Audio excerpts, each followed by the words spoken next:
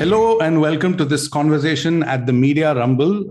It's geared towards understanding the information war in the Russian invasion of Ukraine and how Russia first and Ukraine has responded with information operations. We're focusing on how disinformation has shaped our perceptions of the war. And we have a diverse panel of members who are all connected to the issue at different points at hand. So this promises to be a very interesting discussion. My name is HR Venkatesh. I'm the Director, Training and Research at Boom FactCheck. And I also run the media literacy operation called Media Buddhi. And I've been focusing on disinformation operations for about 6 years now. Let me quickly introduce our guests. We have first Madeline Roache, who is the managing editor UK of NewsGuard, which is a service that rates websites, an important source of information on the war. And it rates websites on 9 parameters related to journalistic process, transparency, and so on. She previously reported from Ukraine, Russia, Lithuania, and Poland. We have Jakub Parusinski, is the co-founder and CFO of Kyiv Independent, an English language publication in Ukraine. He's also the managing partner of Nomics Media, a consultancy that works with publishers in several countries. He's also a lecturer on media business strategy and entrepreneurship at the Stockholm School of Economics. Jakub, one thing I liked about the Kyiv Independent is that they have on their Twitter handle a cheat sheet, and that's something I'll ask you as we go along on how to describe Russia's war. We have Krishn Kaushik, who's a regional editor in South Asia with the Organized Crime and Corruption Reporting Project, also known as OCCRP. It's an international investigative journalism consortium. He's worked with the Indian Express and the Caravan in the past. And we have Andy Price, is a diplomat and head of counter disinformation at the Foreign Commonwealth and Development Office, FCDO. He set up and ran the UK's counter disinformation and media development program for 4 years. And Andy, there's a playbook of disinformation that Russia uses and of course developed and perfected. And I want to know what that would be in broad strokes, updated to the latest right now. So to kick things off, I'm going to ask you all actually to weigh in one after the other to describe 2 things. One aspect of Russia's information war and Ukraine's response, that is in broad strokes, and one recent development or a really small fact that has you worried. So one macro and one micro aspect, and I'm going to start with Jakub of Kyiv Independent, and then Andy, Madeline, and Krishn in that order. Jakub, it's over to you. Thank you so much, HR, and thank you so much for having me here today and for hosting this very important discussion. Regarding your point around the macro term, I would really start it off with just a reflection on, the panel is looking at the disinformation in the war today, but really this is something that has been going on for at least a decade, if not longer. Disinformation, I would say, when you run into the problem, it means that you're dealing with the symptoms, the sort of the underlying situation, the ecosystem that was built around distributing, creating, generating disinformation has been unfortunately polluting the information space for a long time. I'm sure that I'm not going to go too much in depth. I'm sure Andy has quite a bit of commentary on this as well. I'm sure we're going to discuss it further. Regarding the sort of the small things, maybe I'll mention 2, one that is uplifting, one that is a bit worrying. The worrying one refers to the point, Kyiv Independent has a cheat sheet about how to refer to issues around the war right now.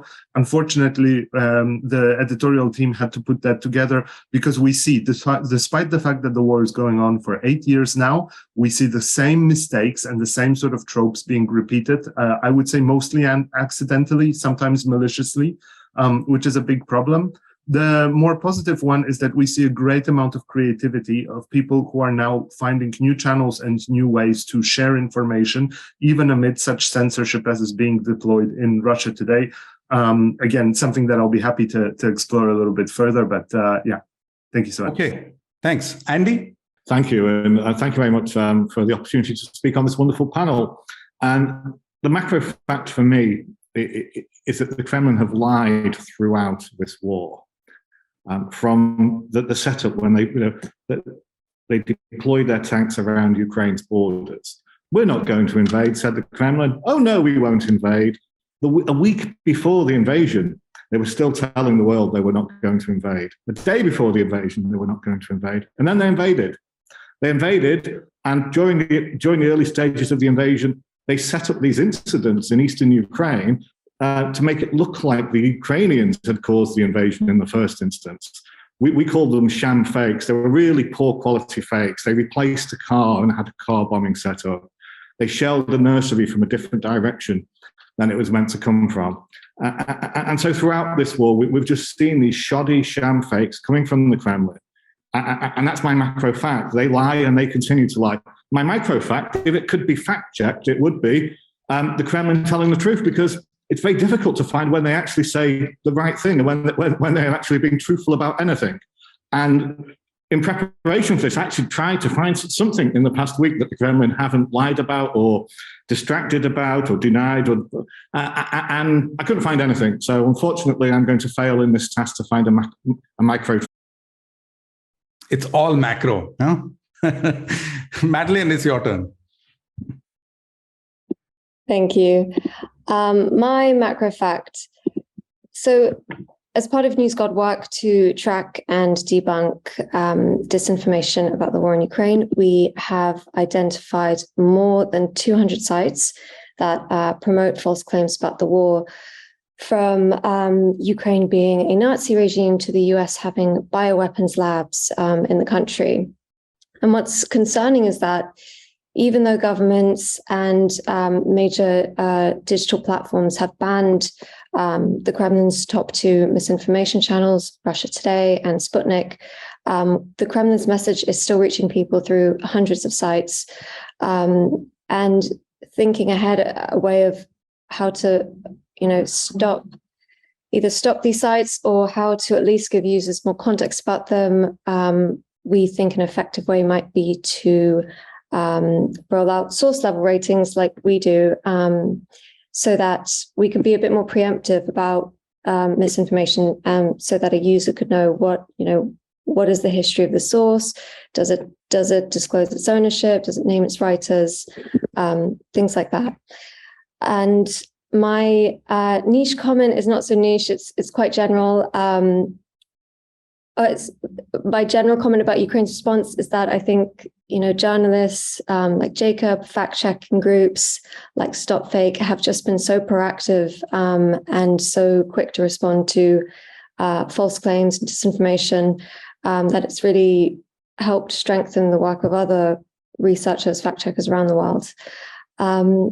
And something niche about Russia's disinformation campaign that does worry me. It seems to be a relatively new trend of videos on social media that impersonate credible news organizations. So like videos that look like they're from BBC or CNN or Deutsche Welle, with fake reports about what's going on in Ukraine.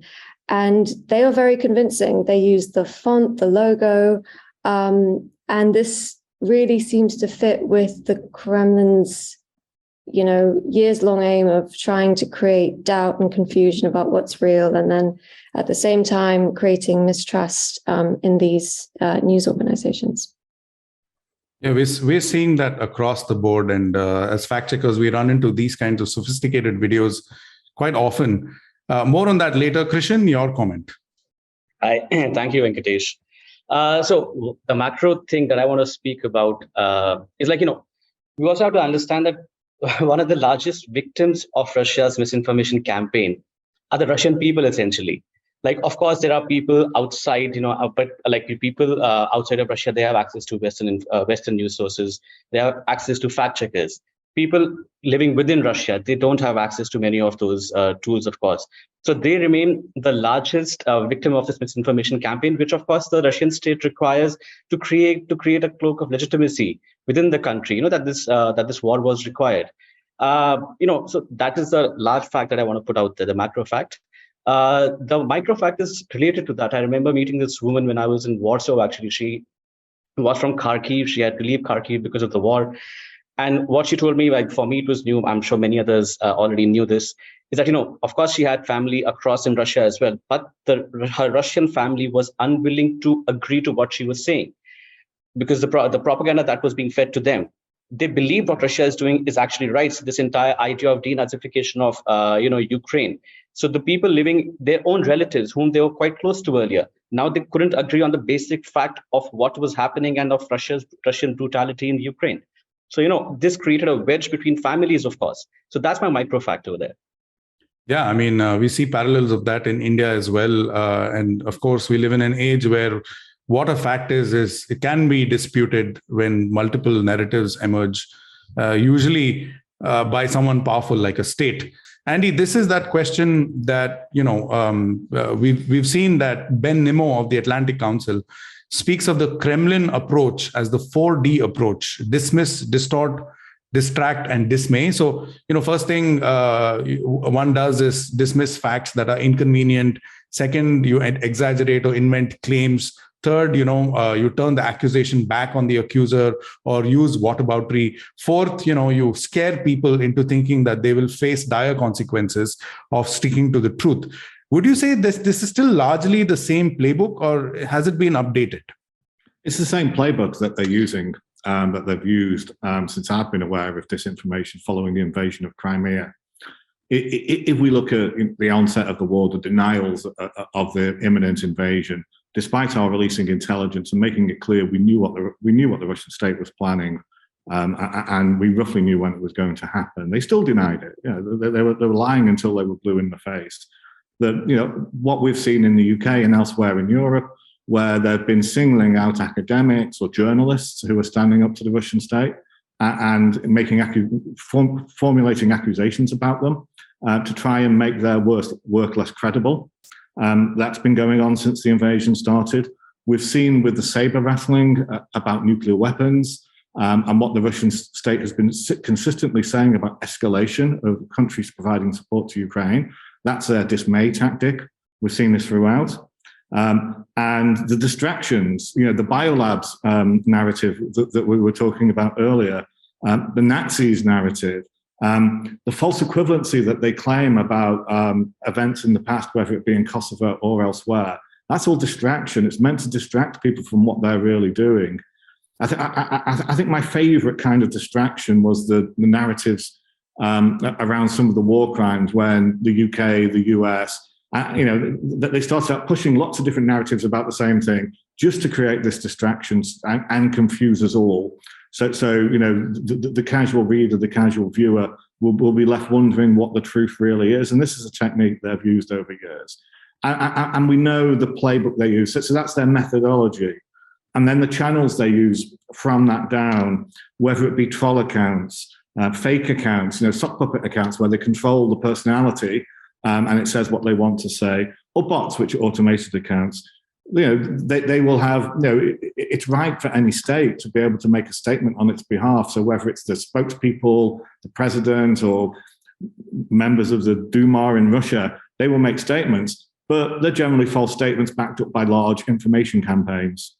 They have paid agents of influence, so they'll pay people to regurgitate their comments. And unfortunately, we live in democracies, and there are people in our societies who really do believe some of this stuff that the Russian state are coming out with. And I think that's where people like me, we spend most of our time worrying about how to get across to those communities. And we know from the Cold War, there was a defector from the 1970s called, I think it was Sergei Leshenko, who's been quoted as saying, where you find splits in your society, that's where you'll find the KGB. We know they target splits in our societies, whether it be in India, whether it be in the UK, North America, or Europe. And then they will look at whatever narrative works best in those communities to create the split. Because as far as Russia is concerned, the weaker we are, the stronger they are. Got it. And, Krishn, I'm going to come to you after I come to Madeline, but I want to ask you to comment on, where you see parallels of this approach being used in India against Indian citizens, not necessarily, obviously, by the Russian state, but by the Indian state or other actors. But first, Madeline, NewsGuard works, as I understand, across the world on multiple sites. So this is a question perhaps that I can ask you, which is, geographically speaking, what is the extent of Russian disinformation? It's really worldwide. I mean, we work in certain countries, Italy, Germany, France, Australia, the US, and Canada, and we have found Russian disinformation, across those countries. We also know that it's been promoted in Chinese state media in Latin America. Many of the sites that we have found don't disclose their ownership. They don't tell you anything about them. But what they all have in common is that they repeatedly parrot program the narratives. About half are in English, half are in other European languages. And of course, we've seen disinformation spread on social media. And it seems quite a lot of the false claims we find originate on anonymous Telegram accounts. Yeah, and it's the same playbook that's spread across the world as well. Jakub, there are some terms that are very harmful and misleading, such as the Ukraine's crisis or the special attack, or the fact that the framing of the war as a 2022 war. So can you explain to us what is harmful about these terms and what the right terms are? I think Andy already broached this issue that to some extent disinformation, the goal isn't even to sort of convince somebody of a different opinion, but it's to create a space of confusion and ambiguity. And I think one of the things that I was in Kyiv in 2013 and 2014 when the Donbas war started, and the sort of the first phase of this current war started. And we saw how incredibly effective the muddying of the waters was when, these terms about, Russian-backed separatists, for example, came out, about, a Ukraine crisis rather than a war, rather than a full-scale Russian invasion. And by the way, we see the sort of the consequences of that to this day.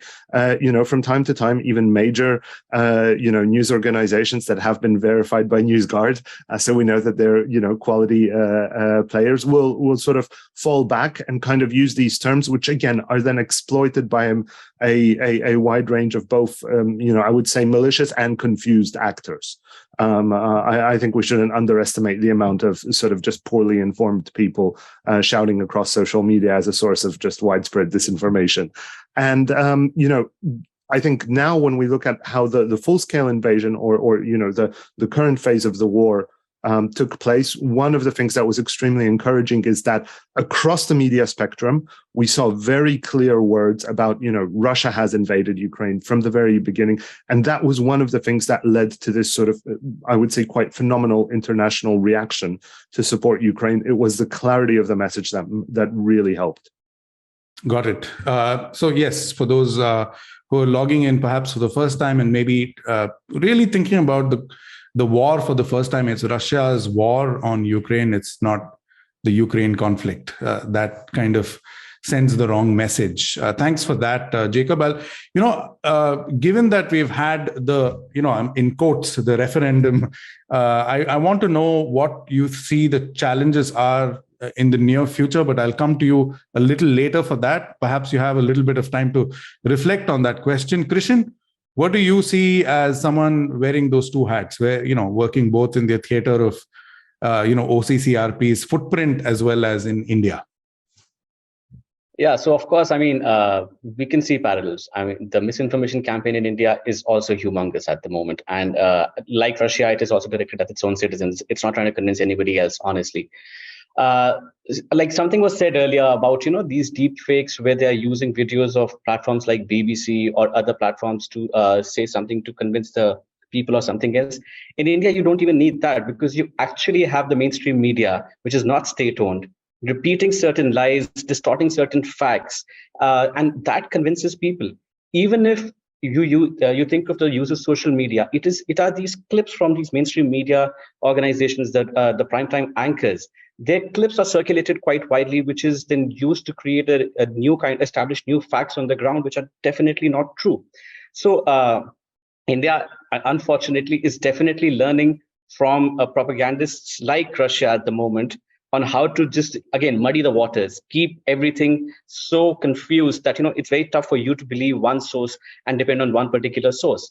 And that is happening. The media has been completely delegitimized, and there's an absolute state capture of the media. And that is creating a lot of problems on the ground. Yes, and to the average person, it's the source of information is, it's not just media, but it's also information through messaging apps such as WhatsApp. So that is something I'm going to ask Madeline in a little bit. Where do you feel that rating services, what are the limitations of that approach, given that a person gets information not just from websites, but also from social media, from messaging apps and so on, even from entertainment and gaming? I'll come to you on that in a moment, but Andy and Jakub, it's the same question really for both of you. What happens now? We've seen that Russia's declaring its intentions, more obfuscations coming in from the Kremlin. We've heard Putin speak. What now? First Andy and then Jakub. Yeah, so let's be absolutely clear about what is happening in the parts of Ukraine that Russia has illegally occupied. The Russian state is running through a land grab. It's a naked land grab. It's an area, I think, over the size of West Bengal as a state. It's an area that size of Ukraine. The Russian state is just trying to grab. It staged these referenda as a distraction from that very fact. And this is undermining, a founding rule in international law that's in the UN Charter that all countries have signed up to. It's in the Helsinki Final Act. They've undermined that by trying to annex part of another country through warfare. And so, regardless of how we talk about the referendum and how Putin tries to legitimize this, we have to remember that first fact. And it sets a very scary precedent for any country that a neighboring state can just decide one day to roll its tanks over the border or over the mountains and annex part of that neighboring state. It cannot stand.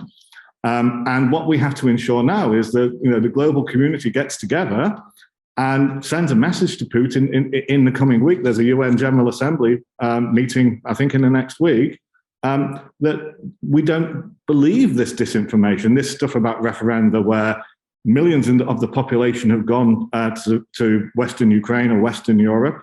They've killed tens of thousands of people in these occupied areas. How are they reflecting, the opinion of these people in these areas? It's probably the worst fake I've seen in many years of doing this work. It's absolutely scandalous how anybody could believe in any way that the results of this referenda or give Putin any sort of cover. It actually undermines everything we're trying to do globally. And I'll leave that there. Thanks for that, Jakub. So looking forward, I think what we will see is a variety of actors. And here, this is something that I think Russia has been building for many years and has been building quite effectively, unlike its armed forces, apparently. It has really been building a network of actors, sort of disinformation or just confusion websites and so forth. And what we're going to see is basically throwing every possible, interpretation and kind of idea against the wall, hoping that for some small part of the population, each of these messages will stick. So we're going to hear about, actually the so-called referenda, the results kind of match the referendum in 1991 when Ukraine voted to become independent. There were also some variations, regionally. And then we're going to hear something about but what about the biolabs? Of course, this is complete nonsense, but, Russia is just trying to dismantle the biolabs. And then somebody will start talking about, well, isn't this really akin to the Louisiana Purchase? So it's just going to be filling the sort of the airwaves with lots of garbage. And I think unless there is a clear message from the international community, as well as from the media community, and I think to date, thankfully, there has been a clear message, what will happen is that this will sort of chip away. some people will say, well, look, actually, it isn't really that sort of clean cut. Let's just look for a way forward. All of these excuses, all of these stories are really tiring, and which is essentially, at its core, really how disinformation works. So they will try to continue to chip away at the international community's resolve, and the international community just can't let that happen. Okay. So we have about 10 to 15 minutes left, and I want to do a little bit of taking things forward, but also looking at potential solutions. And, Madeline, I'll come to you for that questions on perhaps the limitations of just the rating of websites for the, and this is certainly not a critique of what NewsGuard does. It's just from the perspective of the average person. But before I do that, let me just quickly quote from Elliot Higgins of Bellingcat. So he says in his book, I think that was published last year, We Are Bellingcat, he says, for example, fact-checking projects are minuscule compared to the reach of disinformation. And in an essay, and he's quoting an essay published by the British fact-checking organization Full Fact, and he says, and I quote, a first generation of online fact checkers followed a publish and pray approach that still applies too widely. A second iteration sought to affect public debate that is more directly confronting sources of fakery, demanding corrections in print, complaining to standards organizations while pressuring institutions to take action. A third iteration of fact checkers, Full Fact argued, and I'm still quoting Higgins here, must meet the scale of the internet, probably through massive collaborations that disregard national frontiers. And we are pushing for exactly that. So perhaps Krishn first, and then Madeline, and then Andy and Jakub. Krishn, because you work for a massive collaboration across multiple countries and multiple media organizations, very much in the same mold as ICIJ that published Panama Papers and Paradise Papers. So do you see that there's a need for this kind of approach that Elliot Higgins is using, or do you feel that that's not enough and maybe we need more? I mean, this is really now, I would invite, as soon as Krishn and Madeline speak, a popcorn style conversation so that you can, lift your hand and interject at any moment. So Krishn and Madeline, and then anyone. Sure.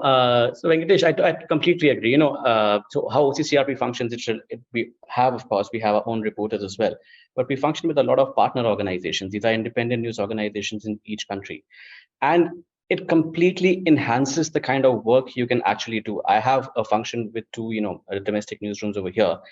And the kind of capacity we have as a domestic newsroom compared to what you have when you partner with an international organization, it's immensely, enhanced. So, I mean, when you interact with somebody who is a local reporter in another area and they are investigating corruption and you're investigating corruption, you find those threads. You can't find those threads sitting in just a domestic newsroom or maybe a domestic fact check operation. So there's definitely a need for more and more domestic newsrooms to collaborate to create these international consortia of sorts, which can help not just debunk information, to find the threads that we are unwilling to even see or unable to see sitting in our own domestic news organizations. So I totally agree with that. Okay, Madeline? Yeah, I think it's, the importance of fact-checking, verifying information. I think we've all become so much more alive to that since 2014. And it's encouraging to see how much work media organizations like AFP, Reuters Fact Check 2, for example, Stop Fake, the Ukrainian fact-checking group. And I think, their work is powerful, and thinking of Bellingcat being designated a foreign agent in Russia, the fact that Russia has banned some of these websites and Russian cyber attackers have been linked to attacks against the accounts of open source researchers. I think this is powerful work, and I think in general, I think people are becoming more aware of the source of the information that, they get the news from. So I hope that, we've made so much progress in the past 8 years. The next 8 years look optimistic to me. Okay. I mean, and what you said and what Krishn said also reminded me that there's this new approach that's being touted as being effective, which is pre-bunking, which was released in a University of Cambridge paper, which said, we'll follow inoculation theory and we'll expose people to very low amounts of, disinformation. And, that's going to, it's basically how inoculation works. So that's something else just to consider. But I just want this now to be a free-flowing conversation for the last 8 to 10 minutes. Anyone has anything to say? Andy, Jakub, anyone else? Yes, go ahead, Andy. Just to come in on fact-checking and the international angle there, we know there's no single approach that works to counter disinformation. And we know, I'm always a big fan of the Swedish approach, which is this is a whole of society approach.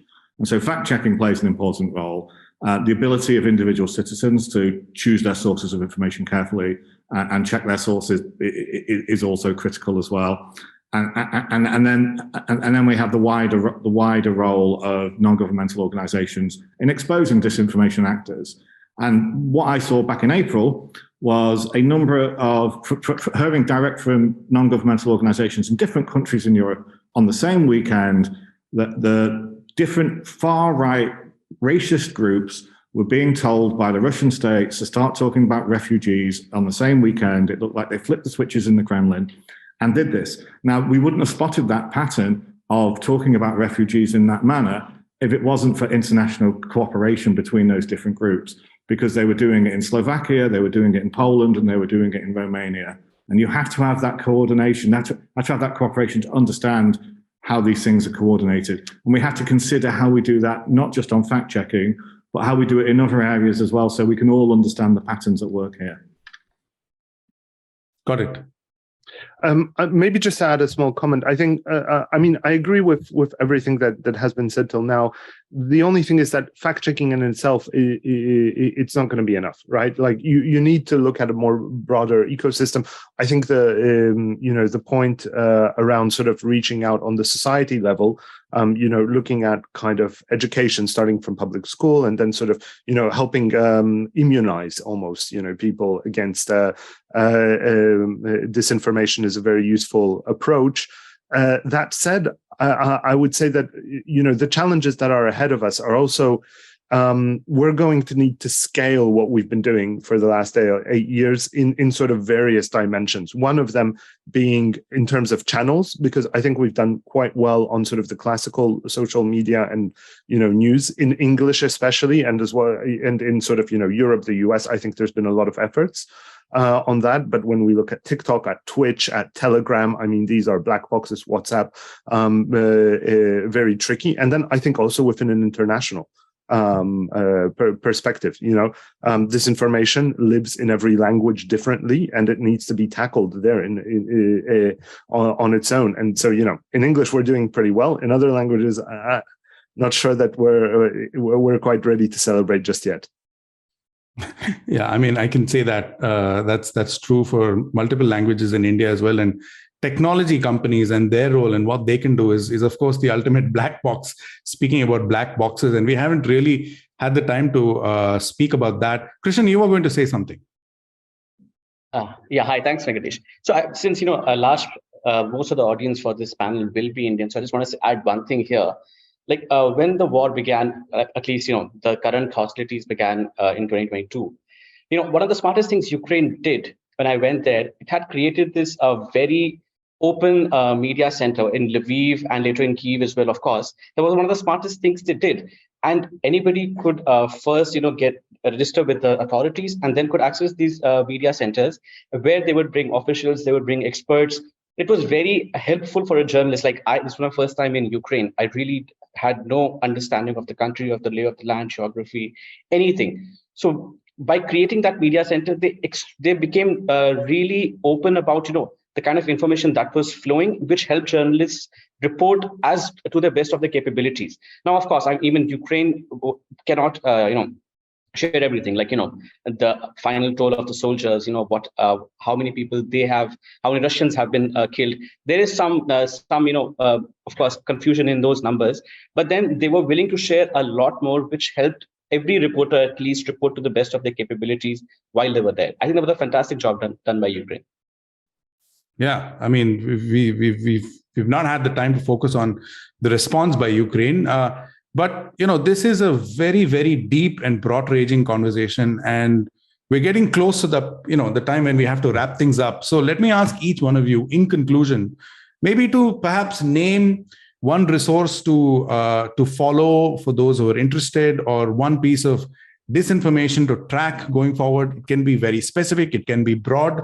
Or any piece of news to watch out for. So what is that one thing that you'd recommend? It could be a resource, just to repeat, it could be a piece of disinformation to track, to see how this evolves and mutates, or it could be a piece of something that's going to happen in the future. So let me start with Andy, and then Krishn, and then Madeline, and then we'll end with Jakub. So in terms of theme to watch over the coming weeks, it's what's happening with the Russian army in Ukraine, and how far they're being pushed back, and what this means for Putin domestically. There's an account called Julia Davis News that handily translates Russian state media into English and presents the highlights, so you don't have to watch it all, thankfully. And that's really worth watching about what's happening in Russia at the moment. And as we know, it's an Alice in Wonderland kind of world. It's really worth watching how they're trying to shape the debate in Russia about what's really happening on the ground, which is Russia is, the brave Ukrainian soldiers are doing a wonderful job in pushing Russia back at the moment, even as we talk. Great. Krishn, and then Madeline and Jakub. I'll share resources. One, of course, is the Kyiv Independent. They did fantastic work. When it started in February, everybody just went to the Kyiv Independent to understand what was happening. Fantastic work from the ground. In terms of fact checking, Bellingcat has done some superb work as well. All open source intelligence based, but they have also gone after a lot of these huge misinformation campaigns by Russia. Third, I will also recommend people to go and read Novoya Gazeta, if I am pronouncing it correctly, because they were one of the very rare Russian organizations that were reporting from the war from the Ukrainian side as well. And of course, they faced the brunt for that. They were eventually shut down, but they still exist. I mean, online they exist. People can't access them in Russia, but the rest of the world can. So, I mean, they also have some fantastic reporters, and they do some great work. So these are the three resources I will recommend for people to follow. Fantastic. Madeline? A piece of news I'm watching, Andy sort of covered it, but also how newly mobilized troops are being prepared, if they're being prepared. I've seen quite conflicting information. Russia's state TV Channel 1 says they're going through quite rigorous training programs. Troops on social media say they're being sent straight to the front line. So I'm keen to find out what's going on there. And in terms of resources, I will shamelessly promote our Russia-Ukraine Disinformation Tracking Center. We debunk myths every week, and we regularly update it. And I would recommend Stop Fake. I think I've mentioned that a few times, and Bellingcat as well. Great. Jakub? So many fantastic recommendations. I think I would just generally point towards what Russian media are doing in order to break through the information bubble that they're dealing with. I think there's a lot of creativity, and there's a lot of great resources that are trying to keep the Russian audiences informed. If you want to find all of those in one single place, there's a resource called thefix.media, which covers a lot about the media space in Central and Eastern Europe, including what is happening with disinformation in Russia, in Ukraine, and all around the region. One of the latest stories out today, actually very creative idea to smuggle news items into Russian pirated movies. So when somebody downloads a movie, sees the subtitles for the latest Marvel or Batman, whatever it is, there's news items coming from media all around the world in the subtitles right there. One of the various pieces of creativity that we've seen. Not sure how scalable it is, but yeah, certainly interesting. Ingenious, and certainly it made us smile. Thanks for that, Jakub, and everyone else. Hopefully this has been an interesting and useful conversation, useful for those of you who are just touching this topic for the first time, maybe refreshing for those of us who are working on this. And this has been very, very interesting with a lot of resources. So I'll stop on that note. Thank you very much, everybody. Thank you. Thank you so much. you. Thank you.